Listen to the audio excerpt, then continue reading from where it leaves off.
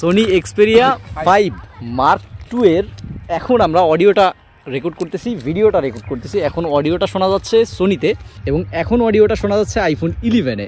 তো সোনিতে আমরা এখন দেখবো যে এটার স্টেবিলাইজেশনটা কেমন। রাবি একটু হেঁটে দেখাও, আমি একটু হাঁটি। মূলত এই হচ্ছে স্টেবিলাইজেশন। আমি একটু জোরে হাঁটি একা একা এবং হাত দুইটা আমি স্টেবল রেখে একটু দেখি। দুইটাতে এক্সট্রিম পর্যায়ে এখন আমরা স্টেবিলাইজেশনটা দেখব। ধরানো অবস্থায় কীরকম স্টেবিলাইজেশন আছে আইফোন 11 এবং সোনি এক্সপেরিয়া 5 মার্ক 3-তে, এইটা আমরা এখন এটার মাধ্যমে বুঝতে পারবো। ম্যাক্স জুম সোনির ক্ষেত্রে 3x এবং আইফোনের ক্ষেত্রেও এটা 3x।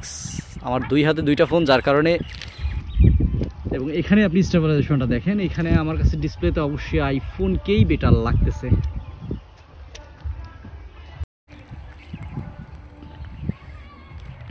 দুইটাতেই রেকর্ড হচ্ছে 4K-তে।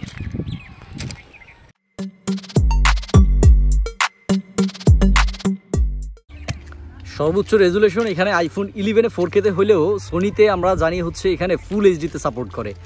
সূর্যের বিপরীতে কিন্তু আইফোনে ক্লিয়ার আসতেছে, বাট এইটার ক্ষেত্রে ছবি অত ক্লিয়ার না।